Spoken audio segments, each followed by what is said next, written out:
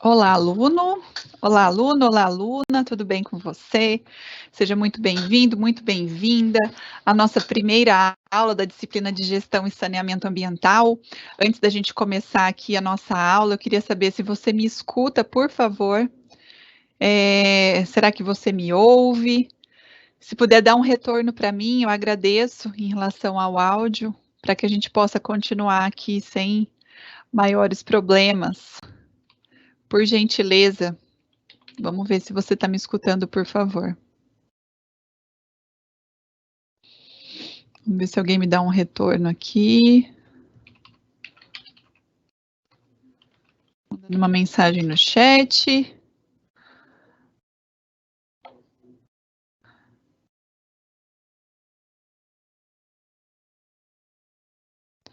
Por favor, será que você me escuta?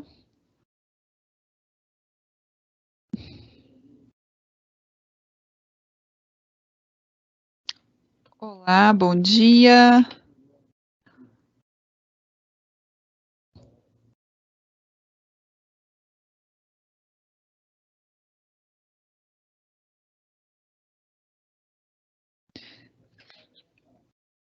Olá, bom dia. Você me ouve?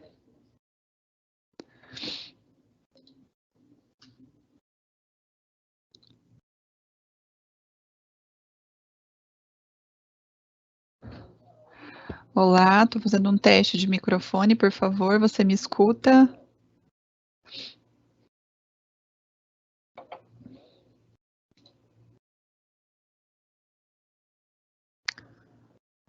Bom, eu vou prosseguir aqui com a aula. Se por acaso você notar que não está saindo áudio alguma coisa, eu vou sempre estar olhando aqui no chat e a gente vai conversando, tá bom? Bom, eu sou Jamile Bernardes, eu estou responsável aqui com você por essa disciplina, que é a nossa disciplina de Gestão e Saneamento Ambiental. Nós teremos vários momentos aqui para a gente conversar, né, acerca do nosso assunto, e eu vou contextualizar a nossa disciplina para você conhecer sobre o que nós vamos trabalhar. Então, essa disciplina, ela vem trabalhar sobre o gerenciamento do meio ambiente, sendo que esse ambiente é o locus, né, da nossa vivência, e nós também estamos trabalhando aqui com a questão do saneamento enquanto qualidade de vida. Então, quando a gente fala em saneamento, diretamente a gente está ligado a essa questão da qualidade de vida, do que é importante que esse ambiente, né, esteja sadio, bem cuidado, para que as pessoas que vivem nesse ambiente possam também estar bem. Então, existe uma relação direta aí entre saneamento e saúde. Nós temos, né, que a água é a base da nossa vida, então existe essa questão da necessidade de gerenciamento desse recurso hídrico que é tão importante. Dentro dessa questão do saneamento, a gente trabalha também com o esgotamento sanitário, que é uma vertente, né, onde a gente vai buscar a saúde e o bem-estar. Trabalhamos com resíduos sólidos, em relação, né, à necessidade de gestão também desse tipo de item, né? Então, nós temos aí os resíduos sólidos sendo necessariamente, né, um item aí que precisa de gerenciamento nas nossas cidades, e o manejo de águas pluviais, que também tem essa questão aí da gestão. Bom, eu tenho algumas recomendações para você. A primeira delas, né, em relação aqui à utilização da nossa biblioteca digital, que está à sua disposição, para que você possa fazer leitura de materiais extras, né, o que você quiser vai estar à disposição para você poder estudar, né, nós temos muitos livros, muitos artigos, e eu tenho também, durante a nossa aula, que eu tenho separado alguns momentos de interação, para que a gente possa interagir, para que a gente possa conversar, para eu saber a sua opinião sobre o que você está achando aqui na nossa disciplina, né, que a nossa disciplina, ela é pensada para você, para que você possa participar da melhor forma possível. Então, sempre a gente está pensando aqui nessa questão da gente conseguir trabalhar juntos, né, esses itens todos, e você dar essa devolutiva, você participar aqui durante a nossa aula. Então, é de extrema importância que você consiga dar esse retorno aqui durante a nossa aula, tá bom? Eu tenho aqui esse QR Code, depois se você quiser apontar o seu celular para entrar, né? Nós temos um Padlet que eu fiz, que é como se fosse uma página, um mural virtual, onde vocês poderão entrar para postar postar alguma coisa, alguma novidade, alguma notícia, algum conteúdo que às vezes seja importante para o seu município, né, alguma coisa que você achou bacana, então nesse Padlet a gente pode trabalhar esse tipo de situação, de colocar lá conteúdos. Eu até coloquei já inicialmente um conteúdo lá de uma reportagem para a gente já começar a analisar, tá? Então é como se fosse um mural da nossa turma, para que a gente possa participar juntos, tá bom? Então vamos lá. A nossa aula de hoje, ela é uma aula bem geral, é uma aula que vai trabalhar inicialmente, né, conceitos aí introdutórios da gestão e do saneamento. Então a gente vai falar um pouquinho sobre cada coisa, né? A gente vai falar sobre recurso água, sobre o acesso a essa água, o ciclo da água, águas superficiais e subterrâneas, problemas de saúde em relação à falta de saneamento, né? E outros que podem acontecer. Então, nós vamos trabalhar aí essas questões todas e eu espero que você participe, que você goste, né? Vamos falar bem no finalzinho sobre a Lei 11.445 e durante toda a nossa disciplina a gente vai retomar alguns conteúdos que nós vamos trabalhar hoje nessa aula introdutória. Então hoje é uma aula mais para a gente iniciar esse conteúdo, né? Mostrar como é que as coisas são nessa ótica, né, da gestão do saneamento ambiental, para que nas próximas a gente possa voltar e continuar essas atividades aqui, conversando sobre esses assuntos, tá bom? Vou prosseguir aqui, não tive nenhum retorno ainda em relação ao áudio, vou prosseguir e qualquer coisa eu estou aqui à disposição para que a gente possa, então, conversar, tá bom? Então, vamos lá. Vamos começar com o assunto água no mundo. Bom, de acordo com a OMS, nós temos então que a palavra saneamento, ela está ligada com a questão da promoção, da proteção, da recuperação, né, da saúde por meio de algumas medidas que precisam ser implantadas, essas medidas com um alcance coletivo, né? Isso levando uma motivação maior para a população, porque se eu adoto essas medidas e melhoro o ambiente que essas pessoas vivem, certamente elas vão conseguir viver melhor. E aí um primeiro questionamento que a gente tem: como que eu posso promover uma ação coletiva em prol da saúde das pessoas e do meio ambiente? Como que a gente consegue trabalhar coletivamente essas ideias, né, essas questões? Então, é uma questão que já fica aí para a gente pensar também. Será que pelo desenvolvimento de políticas públicas, nas associações de bairro, conversando com o vereador lá na cidade, indo até a estação de tratamento de água, conhecendo, né, ganhando mais informação? Como que a gente pode fazer essa questão, né, de trabalhar de forma coletiva? E aí, a gente tem, então, um aspecto aqui para a gente trabalhar, que é a água disponível no mundo, tá? Quando a gente fala sobre isso, a gente está falando diretamente uma questão que é muito impactante quando a gente olha, tá? Então, eu tenho aqui, ó, 97, do 100% de água que eu tenho disponível no mundo, 97,5% é água salgada. Então, o que me resta de água doce são 2,5%, né? Que é uma parcela pequena. Dessa parcela de 2,5%, quase 70% está imobilizado por meio de geleiras. Então, essas águas não são acessíveis, né? Elas estão congeladas.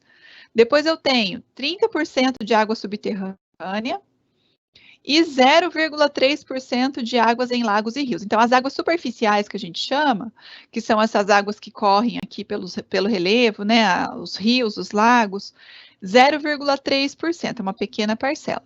Então, a grande massa de água que nós temos doce e disponível para ser utilizada é de fonte subterrânea, certo?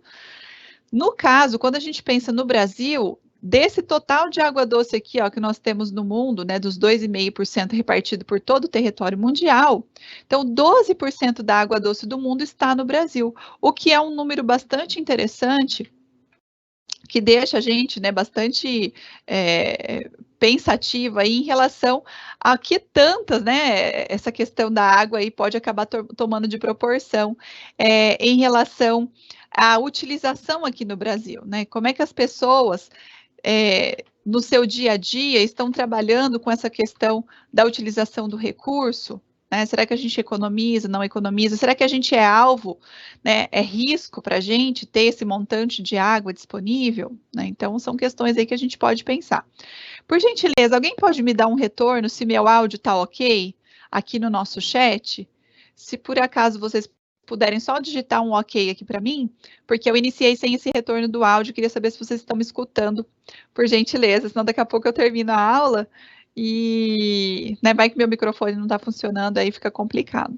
Então, se por acaso alguém puder me dar um retorno aqui, eu agradeço. Então, continuando aqui essa questão, a água é o seguinte, então 12% dessa água doce está no Brasil, só que o acesso à água, né, quando a gente fala para consumo, nem sempre a água que se encontra à disposição da população está potável ou está em condições de consumo, então isso é um problema, né? Para resolver, o que pode ser feito? Tratamento da água, então a população precisa acessar uma água tratada, uma água de qualidade, para que ela possa ingerir e não ter nenhum tipo de problema, né? Agora, quando a gente olha um mapa como esse aqui, que mostra, né, o acesso à água imprópria para beber, ou seja, a água que a população tem disponível, né, é uma água imprópria, e quando eu olho aqui, principalmente, né, para o continente africano, eu vejo que mais de 20%, né, da população tem acesso à água imprópria. Isso reflete diretamente, né, nós temos aqui também, na região da Indonésia, né, temos alguns poucos países aqui entre a América Central e a América do Sul, mas, né, o foco maior realmente é aqui, né, nós temos aqui a África com grandes problemas. Índia, né, aparecendo aqui também, e outros pontos. Índia não, desculpa. Aqui, né, na região da Polinésia, né, nós temos também bastante países aqui com dificuldade em relação a esse acesso à água. Então, o que a gente tem que fazer para que essas pessoas consigam melhorar esse acesso? É investimento em tratamento de água, né, investimento em escavar poço artesiano, fazer recolhimento de água por cisterna e depois fazer o tratamento, cloração, filtração, né? Então, são alternativas que existem que podem ser colocadas aí em prática para que a gente não tenha problemas de saúde junto a essa população, tá?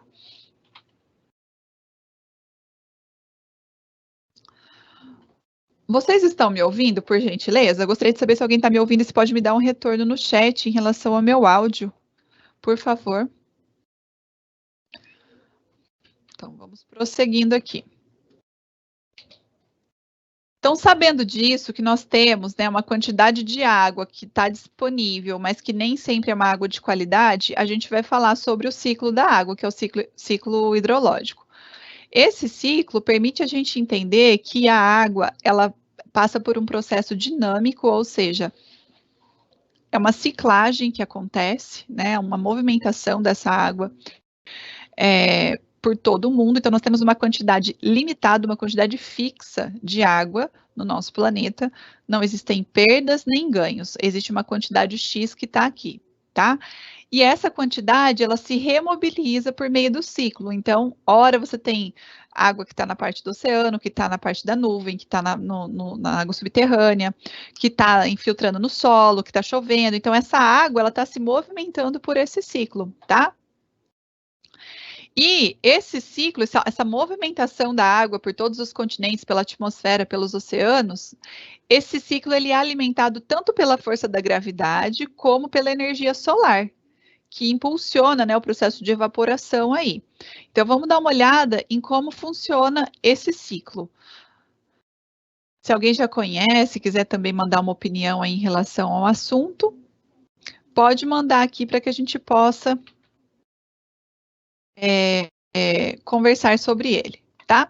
Então, aqui, o nosso ciclo da água, a gente pode tomar como partida, por exemplo, a água que está aqui no oceano, passando pelo processo de evaporação, pela incidência dos raios solares aqui, né? Então, a água bate aqui, o sol, né? O raio solar bate aqui na nossa água, e com isso a gente vai ter um processo de evaporação acontecendo. Depois nós temos a condensação acontecendo aqui, nas nossas nuvens.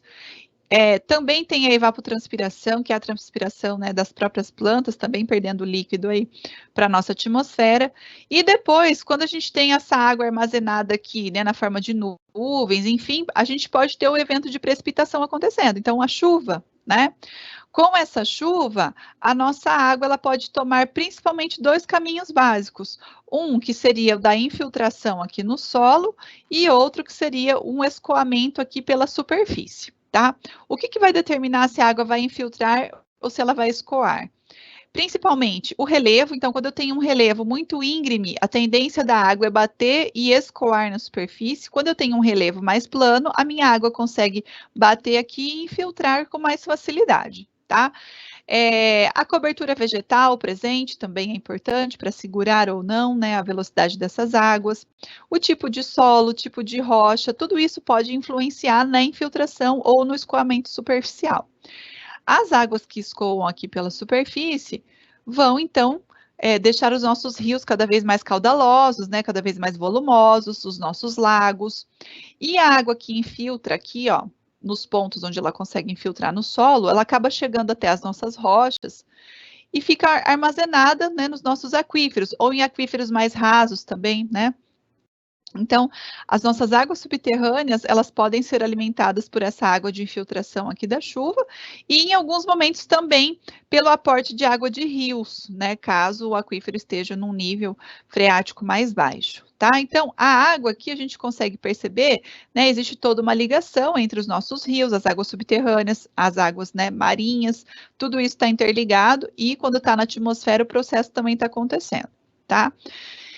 Então, todo esse evento que a gente consegue perceber, ele é importante para a gente avaliar onde, né, eu tenho mais possibilidade de água. Então, se eu tenho um clima muito seco, mas se eu não tenho, né, lagos, mares, rios, não tenho de onde, né, não chove naquela região, eu vou ter dificuldade. Então, eu tenho o sol como agente propulsor aí que vai movimentar o ciclo, mas me falta água, né? Então, no nosso próprio país, a gente tem isso para a gente analisar. 12% da água doce mundial está no Brasil, mas eu não encontro água disponível, né, com grande quantidade por todo o país. Em alguns pontos eu encontro, em outros eu encontro com menos, tá? Então, isso é uma questão para a gente pensar também, tá? Em relação a essa questão do escoamento superficial da água e dessa água infiltrar no solo. Então, existe uma combinação de fatores que precisam acontecer para que a gente tenha ou o evento de escoamento da água pelo território, pode ser pela bacia hidrográfica, né, pode ser pelo relevo, né, enfim, ou a infiltração de água no solo, ajudando principalmente na recarga dos nossos aquíferos. Então, a primeira coisa que a gente toma aqui como análise é o nosso clima. Porque eu preciso de um regime de chuvas, né, para garantir o aporte de água, eu preciso de umidade, eu preciso da intensidade de intemperismo, que são os agentes que vão agir na desagregação de rocha, de solo, né, deixando esse terreno, essa área mais instável, né, e com isso a gente pode ter uma movimentação da água no escoamento superficial, levando a deslizamento, quando eu tenho saturação por água, né, escorregamentos e outros eventos. O relevo também vai ser importante. Então, a geologia do local, quando eu conheço o embasamento rochoso, me permite entender que tipo de rocha eu tenho aqui. É uma rocha mais porosa, menos porosa, né? Ela é mais suscetível aos agentes de temperismo, né? Ou não. E a geomorfologia, que é a forma do relevo. Então, quais são as feições que eu tenho aqui sendo mostradas, né? Eu tenho mais montanha, áreas mais planas, o que eu estou percebendo nesse local? Tá? Isso também vai influenciar nessa infiltração ou no escoamento. Quais são os tipos de solo que eu tenho e as condições de vida ali disponíveis? Isso também vai influenciar, além das atividades antrópicas, porque a gente sabe que o homem, né, o uso e ocupação dessa área, desse solo pelo homem, é um fator determinante também, né, que pode prejudicar ou não, né? A gente pode ter, por exemplo, um processo de vossoroca sendo criado por má gestão, né, do solo, o manejo do solo sendo feito incorretamente. Então, né, o processo erosivo pode ser aumentado pela ação da água e outras possibilidades mais. E aí, aqui eu tenho a nossa bacia hidrográfica, tá? Então, a nossa bacia hidrográfica, ela está aqui ligada, então, às condições fisiográficas da paisagem. Então, nós temos áreas mais elevadas, de onde nós temos as nossas nascentes saindo, e nós temos as regiões mais baixas, principalmente o exutório, que é a nossa foz, é o nosso ponto mais baixo aqui no relevo, onde essas águas vão desaguar, tá? Então, esses rios, essas águas aqui superficiais, sempre vão procurar os pontos mais baixos do relevo para que possam desaguar. No final das contas, toda a água que é produzida aqui no nosso continente acaba indo para o oceano, né? Por isso que a gente tem aquela alta concentração de sais também no mar, que vem de todo o processo erosivo, né, e dessa solução, então flui, né, em solução esses materiais para o mar, sais minerais, né, em grande quantidade. Aqui nós temos, mais uma vez, né, o aquífero, só para a gente perceber que existe uma ligação entre essas águas também, tá? E nós temos aqui as nossas nascentes, depois nós temos os afluentes que vão se encontrando aqui, aportando água para nosso rio principal, que está correndo aqui, até que ele chegue no ponto lá e ele possa desaguar, né, cumprindo ali o seu caminho, certo? E aí, em relação, né, tanto às nossas águas superficiais como às nossas águas subterrâneas. Então, em relação à água subterrânea, eu tenho abundância, a gente sabe que eu tenho mais de 30% dessa água aí concentrada nessa área subterrânea. É uma água relativamente limpa, desde que ela não esteja contaminada. Ela pode ser utilizada por empresas, por pessoas físicas, por municípios, né? Então, a escavação de poços, né, costuma ser feita nesses casos, e é fundamental que essas águas sejam protegidas. Isso, quando a gente fala de proteção de água subterrânea, eu estou falando de proteção das nossas ações aqui no nosso solo, aqui na nossa superfície, porque é desta forma que as nossas águas poderão ser contaminadas, né? Então, se eu deixar um uso de agrotóxicos sem medidas, né, lixões, né, nessa qualidade, percolando o chorume pelo solo, rios, né, que podem também ficar contaminados, a gente sabe que tem essa ligação com água subterrânea. Então, pode ficar uma situação muito complicada, tá? Já as nossas águas superficiais, a gente pode ter algum tipo de dificuldade técnica em relação ao custo do tratamento, é um tratamento caro, porque essas águas geralmente não estão numa qualidade adequada, né? E aí tem a questão da disponibilidade também e da distribuição pelo território, que não é igual, né? Então, em relação à água subterrânea, eu posso encontrar essa água em alguns pontos do território onde eu não tenho água superficial, tá? Isso pode acontecer. Agora, águas superficiais, se eu não tenho mesmo, né? Então, essa disponibilidade e essa distribuição aqui pelo território podem ser situações difíceis, porque realmente, né, depende do clima, depende do local. Se você não tem, não há o que fazer. Então, nesse momento, nós vamos olhar aqui para a gente resolver uma situação problema. E eu pergunto, alguém me escuta, por gentileza? Só fazendo uma análise aqui, se alguém está me escutando, por favor.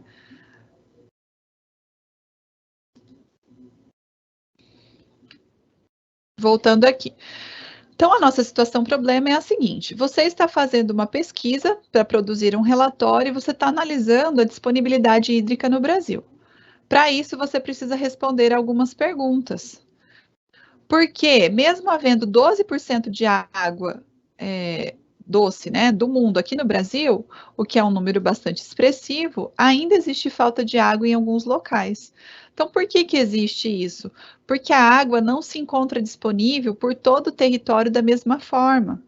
Nós temos, né, alguns locais, como por exemplo a região norte do nosso país, que é uma região que apresenta água em abundância, certo? Então, nós temos lá uma grande quantidade, né, bacias hidrográficas muito grandes, né, rios muito parrudos mesmo. Então, a gente tem uma situação ali bem interessante.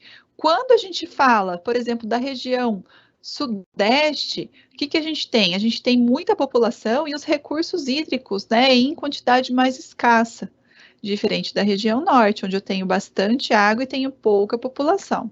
Então, esse descompasso entre a disponibilidade do recurso e a quantidade de população é uma questão aqui que afeta nessa questão da disponibilidade hídrica, tá?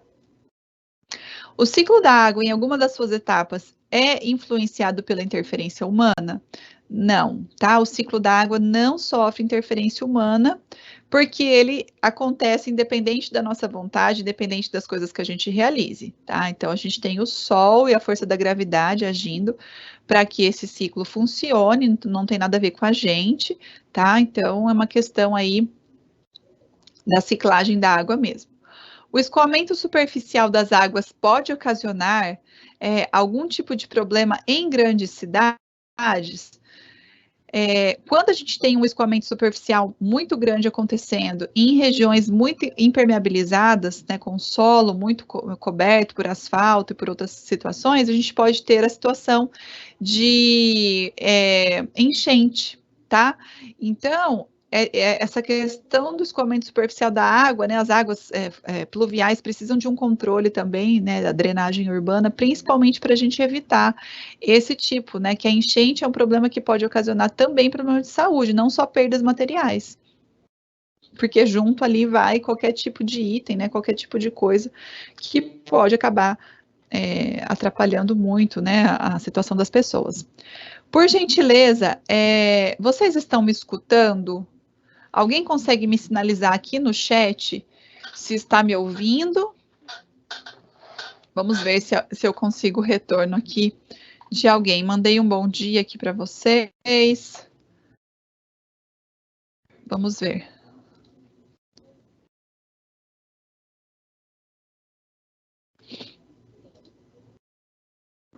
Alguém consegue me dar um retorno aqui, por favor, em relação a estar me escutando, estar participando? Agora a gente tem um momento, inclusive, de interação, um momento que fica aberto aqui para que você possa mandar o seu comentário, a sua dúvida, né, o que você quiser aí em relação a essas questões.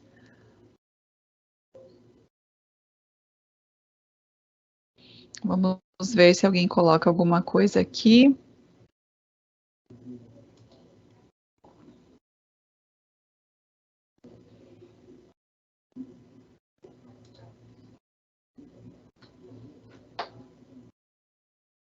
Bom, eu vou continuar prosseguindo, então, e a gente vai continuando aqui discutindo os nossos conteúdos, certo?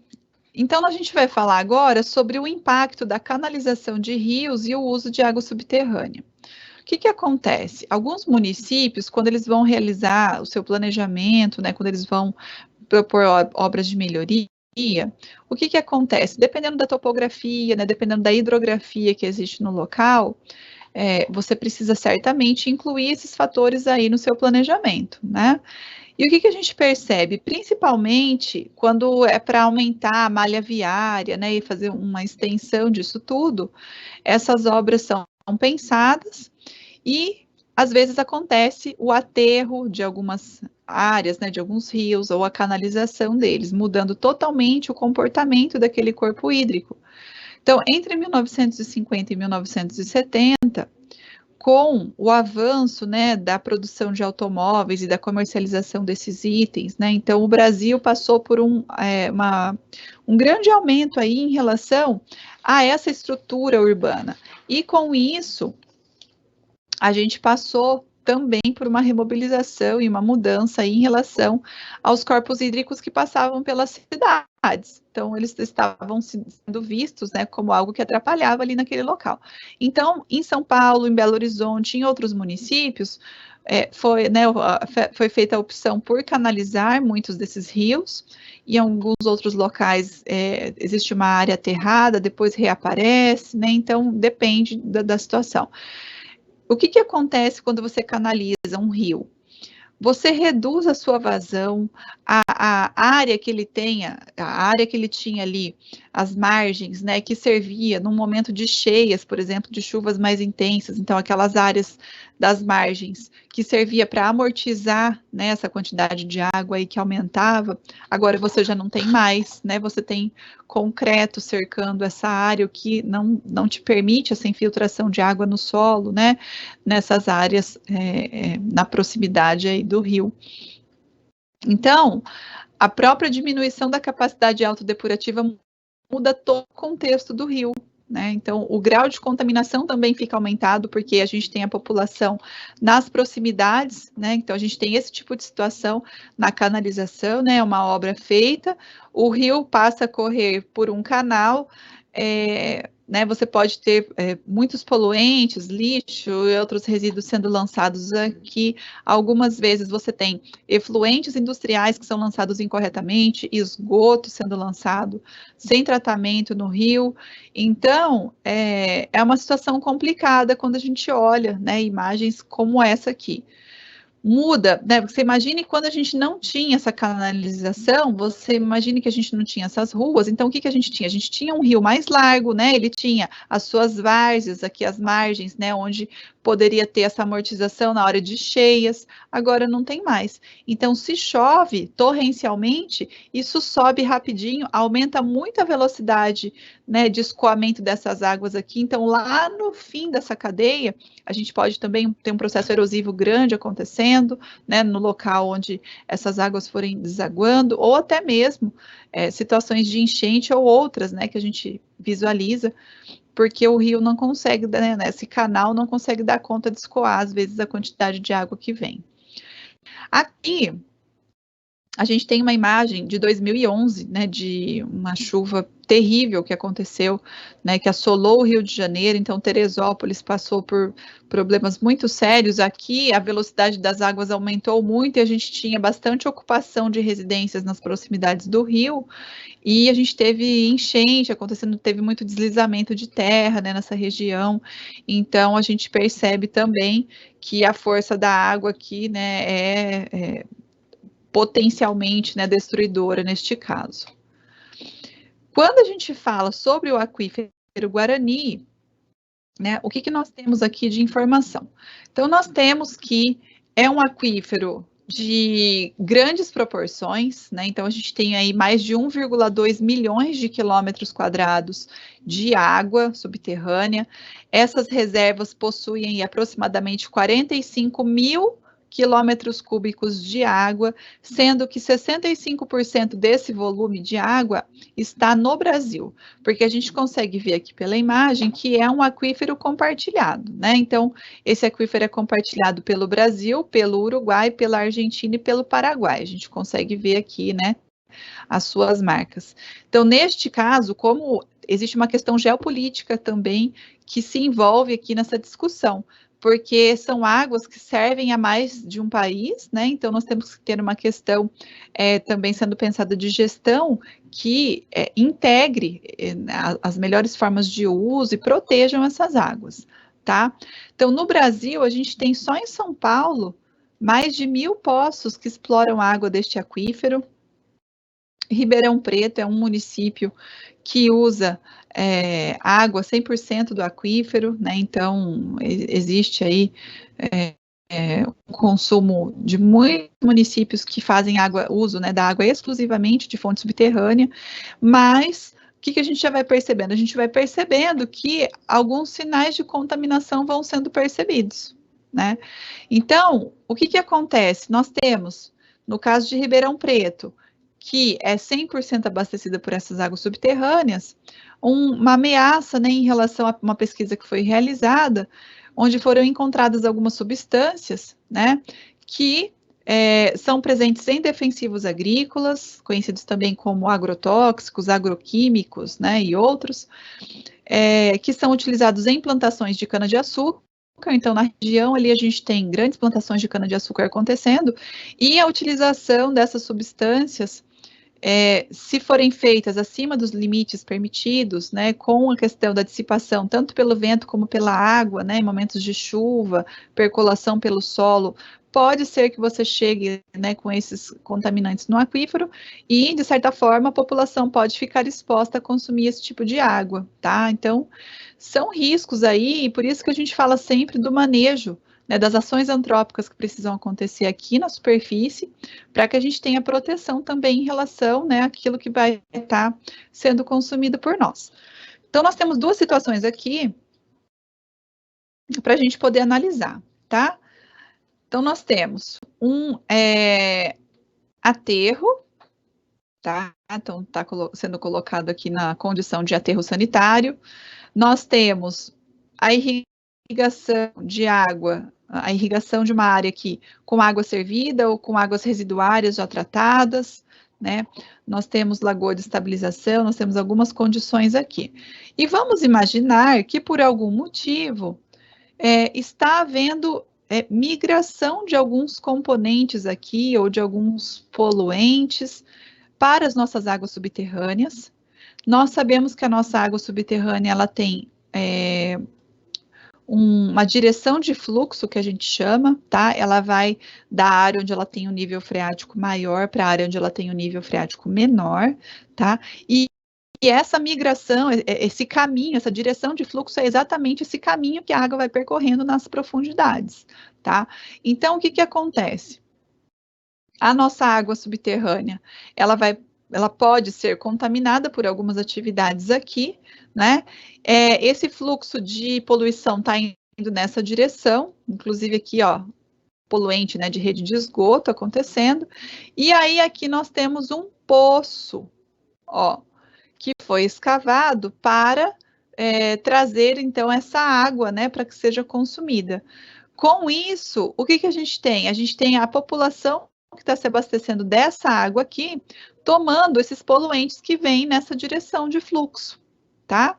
Então, é uma preocupação, assim como a preocupação com poços rudimentares, que a gente chama também. Não estou falando só aqui de poço artesiano, né? Estou falando de algum outro tipo de utilização, como esse que a gente vê aqui, tá? Que é uma possibilidade de contaminação.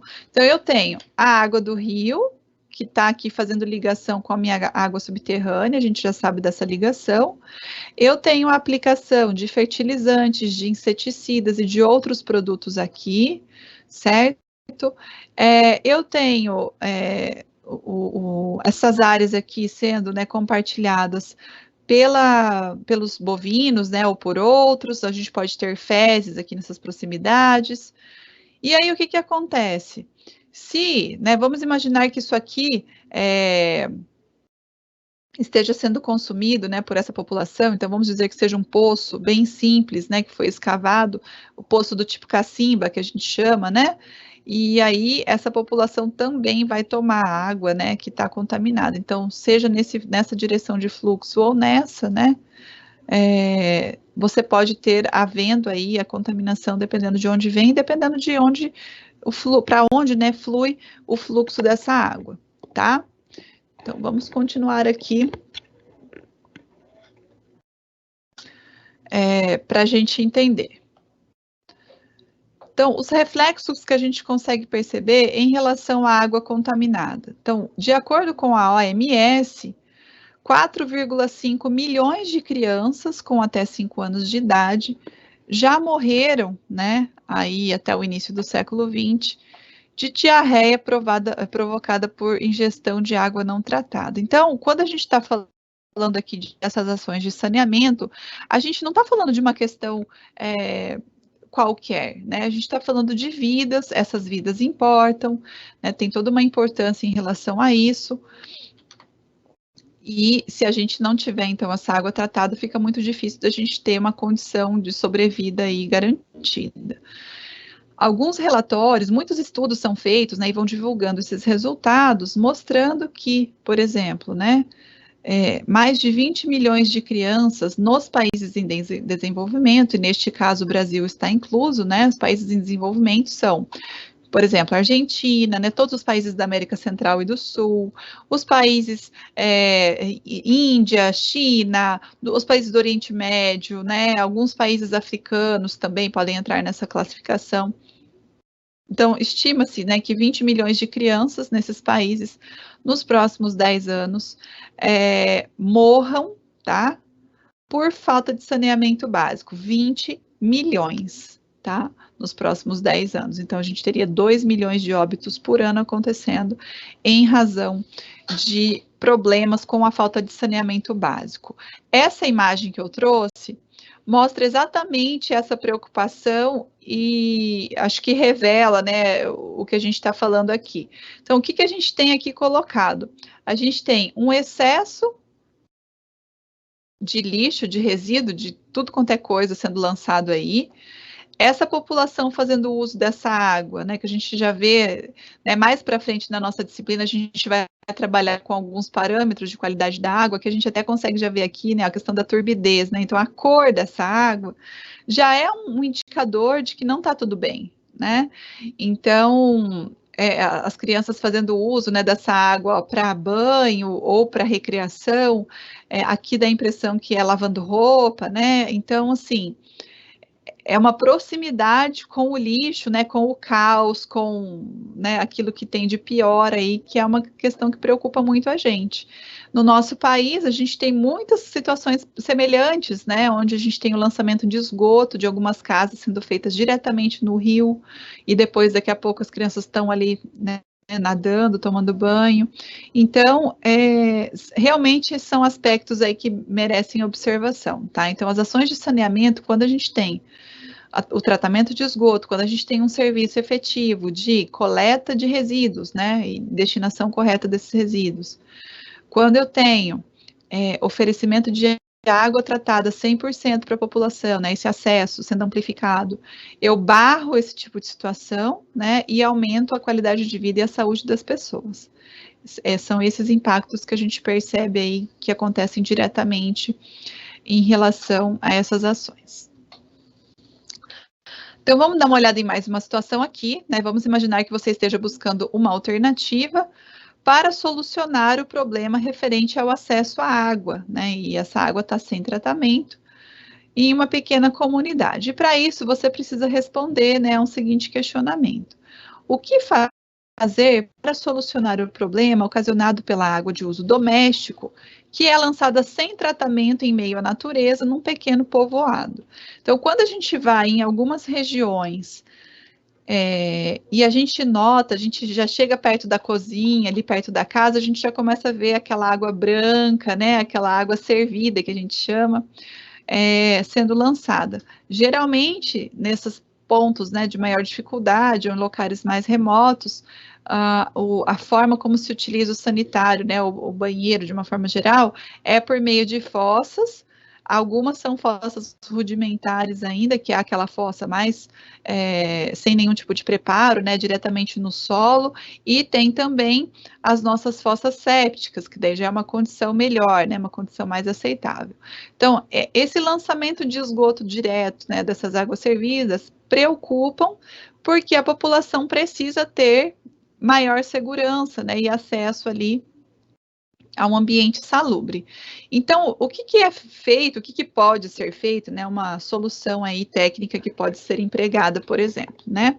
Então, nós temos aí algumas plantas aquáticas que costumam habitar essas regiões de rios, nessas proximidades, então pode ser construído um lago ou um ambiente, né, pode ser reservado uma área ali, onde a gente tem o que a gente chama de macrófita, né, que são plantas que se alimentam de componentes, principalmente, né, de nitrogênio e de fósforo que vêm nessas águas servidas, e com isso, elas melhoram então essa condição hídrica. Então, essas plantas se alimentam de alguns componentes que vêm nessas águas, tá?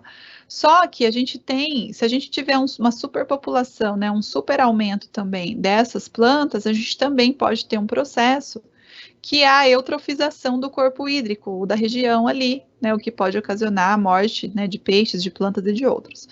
Então, precisa ter um cuidado com o que vai ser feito, né? Tanto em relação a essas plantas, como em relação a como vai ser feito esse lançamento, né? Enfim, a opção por fossas sépticas também existe, é uma opção bastante segura, né? Então, esses programas vão sendo alinhados, vão sendo mostrados pelos programas de extensão rural, né? Também chega a essa população para que elas saibam aí esses conteúdos, essas situações, tá? Então, é o que poderia ser feito aqui. Vou deixar um momento aberto aqui para interação. Vamos ver aqui se nós temos mais alguém aqui disponível para podermos fazer contato.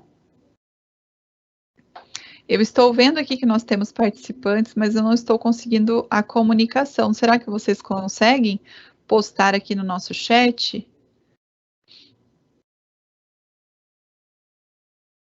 Vamos ver. Nós estamos aí.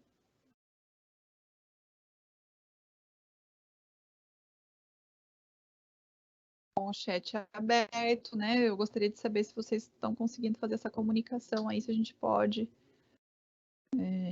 conversar. Então, a gente tem esses momentos abertos, né, os momentos de interação, que são os momentos para que você possa tirar sua dúvida, né, mandar sua opinião sobre alguma questão que nós estamos falando aqui.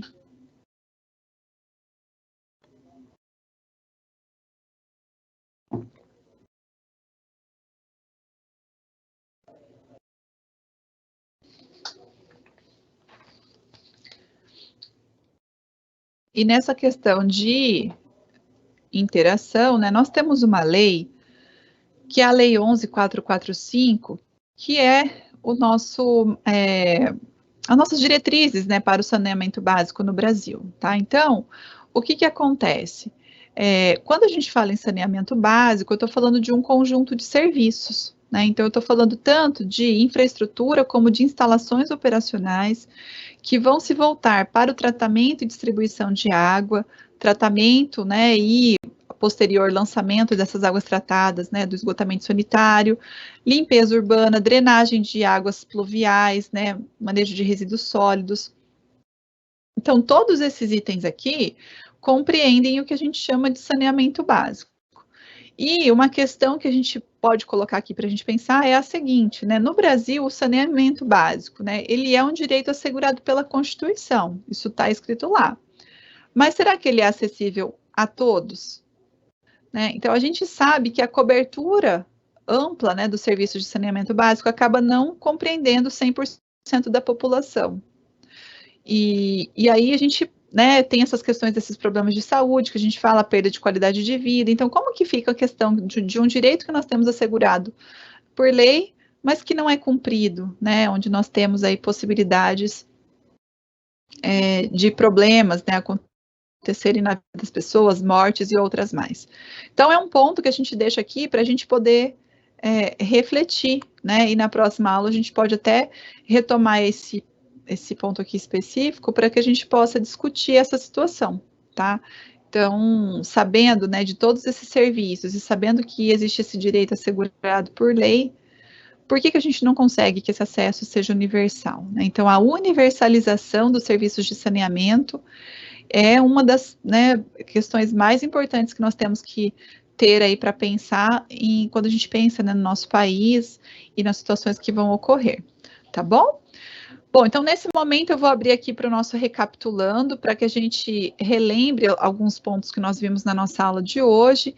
Então, nós vimos o conceito básico sobre saneamento ambiental, né? Nós conhecemos essa problemática que envolve as ações de saneamento, entendendo que quando falta tratamento de água, né, o acesso a essa água tratada, quando falta o tratamento do esgoto, né, no Brasil a gente tem uma cobertura de pouco mais de 50%, né, beirando 60% de locais onde a gente tem a coleta e o tratamento, então 40% da população ainda não tem acesso a esse serviço, né, então como fica essa situação? E dependendo da região do país que a gente fala, esse número é muito maior, né, então são questões aí que a gente precisa pensar.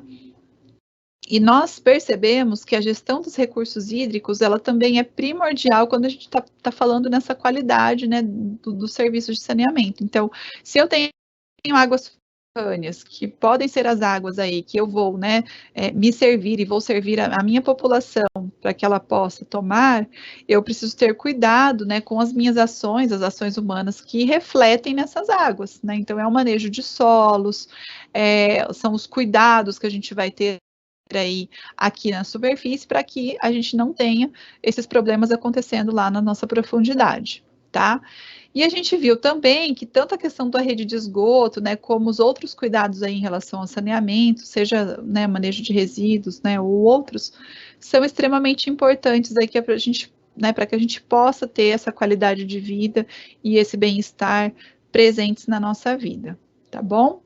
Bom, Eu espero que você tenha gostado dessa explanação inicial aqui na nossa aula sobre esses assuntos, né? Foi uma aula mais introdutória mesmo para a gente entender algumas questões aqui. Depois a gente vai conversar cada item, né? Sobre água, sobre esgoto, tratamento de águas residuárias, né? A gente vai ter a questão do tratamento de resíduos. Então, são vários pontos que nós vamos conversar aqui ao longo da nossa disciplina.